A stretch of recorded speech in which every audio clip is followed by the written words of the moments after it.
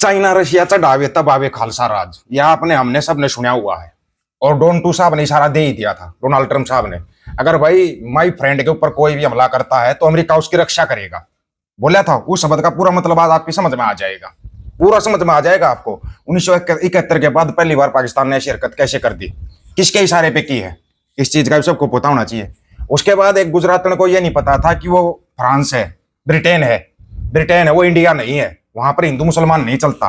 लेकिन गुजरातन तो भाई अपनी टोन में रहती है, अपनी टोन में बोल दिया, उसको पता था विश्व गुरु है, तेरे को बचा लेगा। गुजरातन जेल के अंदर गई। उससे पहले सबसे पहले आज का सवाल सुनिए, फिर आगे बात करते हैं, आपको पूरा दिखाएंगे, पूरा क्लियर कट। माई भागो जी ने 40 सिखों को वापस दसवें पिता गुरु गोविंद सिंह के पास लौटने के लिए कहां प्रेरित किया था? उस जगह का नाम बताना आपको। ए आनंदपुर साहिब, बी झाबल कला, सी खिदराना की ढाब, या डी तलवंडी साबो। कौन सी जगह पे किया था उनको प्रेरित कि वापस दसवें पिताजी के पास लौट जाओ आप लोग? अभी आपको एक मोहतरमा से मिलवाते हैं भाई, मोहतरमा से मिलना आपको बड़ा मजा आएगा। जब आप इसके बारे में सुनोगे ना तो आपको ना मतलब कि क्या बोलते रहे, आनंद में काया हो जाएगी आपकी। मोहतरमा का फोटो लगा दिया है, फोटो देख लो आप आराम से, ठीक है। अब सुनो इनका कारनामा। ये मोहतरमा जी का गुजरातन है उषा पटेल, जो ब्रिटेन में ट्रेन में सफर कर रही थी। उनके सामने एक ब्रिटिश मुस्लिम डॉक्टर बैठे थे।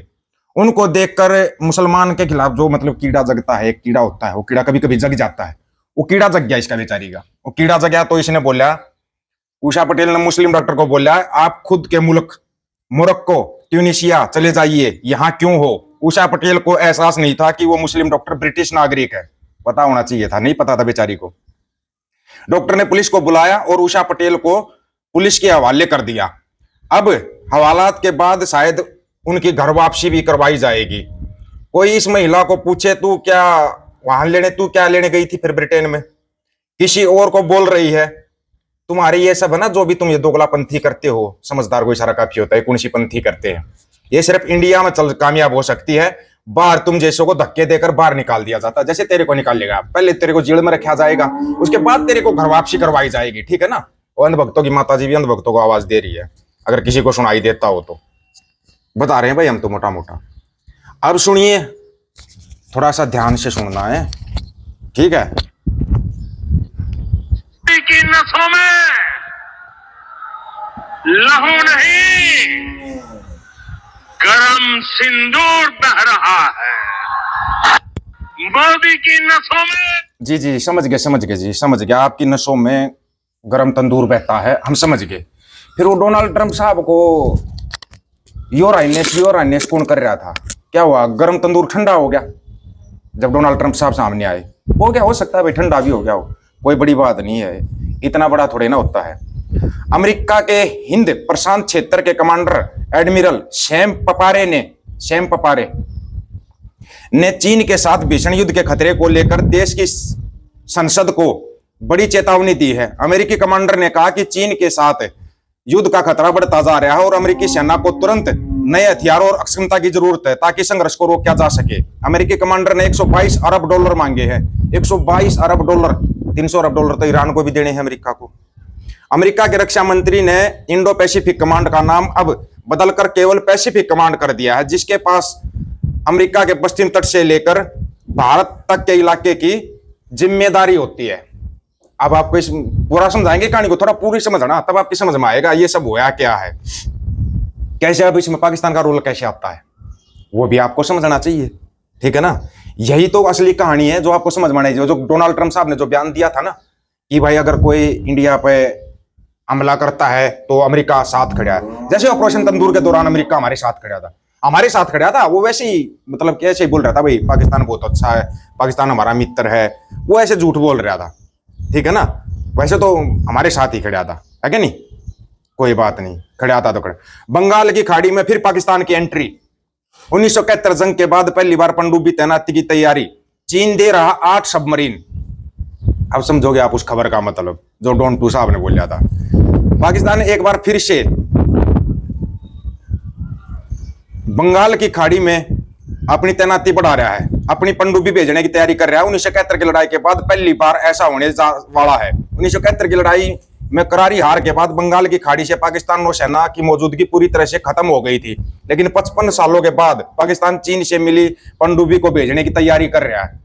चाइना तो आ गया भाई साथ में, उधर से तुमने रशिया के साथ वैसे पंगा ले लिया, वो तारीफ करके डॉन टू की तारीफ की, वो तो रशिया के साथ सीधा सीधा पंगा था। अब चीन ने पाकिस्तान नौसेना को पहली अंगोर क्लास पनडुब्बी सौंप दी है और वो पिछले हफ्ते कराची पोर्ट पहुंची है। पाकिस्तान की नौसेना के सीनियर अधिकारी अब अरब सागर, जो पाकिस्तान की नौसेना का मुख्य इलाका से कहीं आगे की भूमिका के बारे में बात कर रहे हैं। आपको बता दें 1971 की जंग में पाकिस्तान की अंगोर क्लास पनडुब्बी ने भारतीय नौसेना के एक युद्धपोत INS खुखरी को डुबो दिया था और उसी की याद में पाकिस्तान ने चीन से मिली पनडुब्बी का नाम PNS अंगोर रखा है। पाकिस्तान नौसेना के सीनियर अधिकारी के मुताबिक यह पनडुब्बी इस्लामाबाद को बंगाल की खाड़ी में अपनी मौजूदगी बनाए रखने की क्षमता दे सकती है। यह इलाका पाकिस्तान से बहुत दूर है और 1971 की लड़ाई के बाद से वहां पाकिस्तान की नौसेना की मौजूदगी न के बराबर रही है। अब सिर्फ बात अगर यहीं पर रुक जाती, भाई चलो ठीक है बंगाल की खाड़ी में होगा, कुछ होगा या कहीं पे और होगा, अगर बात यहीं तक रुकती तो भी बात ठीक थी। POK, पाकिस्तान ने अपना दावा ठोक दिया कि POK हमारा है। पाक ऑक्युपाई कश्मीर बोलते हैं जिसको बोलते थे अपने राजनाथ सिंह, कड़ी राजनाथ सिंह, अपने नींबू मिर्ची वाले। नींबू मिर्ची बोलने के बाद सबको याद आ जाता है, जो अपने जहाजों पर नींबू मिर्ची लगाते थे, वो गलती से 3 जहाजों पर नींबू मिर्ची लगाना भूल गए थे, वो पानी में डुबो दिए थे जो अमेरिका वाले बोले भाई वो रडार बादल थे ज्यादा, रडार में दिखाई नहीं दिया भाई किसका जहाज है ये। कुछ ऐसे ही कुछ हमारे महान वैज्ञानिक ने बताया था बादलों में जहाज उड़ाना चाहिए, तो उन्होंने बादलों की आड़ में जहाज निकालने की सोची थी। वो 3 नागरिक भी शायद मारे गए वहां पे हमारे हैं। तो चलो उसका तो बदला अपने मुगली महान ने ले लिया। ऐसी ऐसी डांट मारी है, अंधभक्तों की कलम से बताएंगे। अंधभक्त एक पोस्ट डाल रहा है, उसकी कलम से बताएंगे कैसी कैसी डांटें मारी है। भाई साहब थर थर कांप रहा है अमेरिका कांप रहा है। अभी तक तो सर्दी ही नहीं उतरी है, इतनी डांट मार दी अंधभक्तों की कलम से। जो एक फोटो आपने देखा होगा, वो फोटो चल रहा है, ऐसे उंगली कर रहे हैं मोगली साहब, उंगली करके कुछ बोल रहे हैं। उंगली करके पता है मोगली साहब ने क्या बोला? मोगली, मेरे देश के जहाज पर हमला करने की तेरी हिम्मत कैसे हुई? डॉन टू, वो गलती से हो गया था, बादल ज्यादा थे और हवा तेज थी, तो रडार में समझ नहीं आया जहाज किस देश का है। मोगली, अच्छा रडार का मेरा नियम मुझे ही चिपका रहा है तू? मैं 140 करोड़ लोगों को गोली देता हूं, तू मुझे गोली दे रहा है। डॉन टू, नहीं मोगली जी ऐसा नहीं, हम तो आपके अच्छे दोस्त और आपकी दया से ही हमारी सरकार बनी है। मोगली, हाँ तो ये बात याद रखना कि सरकार मैंने ही बनवाई थी, अगर कोई बैम हो तो यहीं बैठे बैठे तेरी पार्टी के नेता खरीद लूंगा। डॉन टू, नहीं मोदी जी ऐसा मत करना प्लीज। मोगली, जाके ममता और केजरीवाल से पूछ लेना मोगली क्या चीज है, एक दिन में बहुमत से अल्पमत में ला दूंगा। देख क्या ऐसी ऐसी पोस्टें डाल रहे हैं अंधभगत, और भानमंडिया के दलालों की तो पूछो ही मत, थर थर कांपे अमेरिका। ट्रंप कांपते कांपते ट्रंप ने सुनी, आपने भी वो वीडियो सुना होगा, नहीं कहते हो तो वो वीडियो आपके पास भेज देंगे, देख लो। योर हाइनेस कर रहा, माई फ्रेंड क्यों नहीं बोला?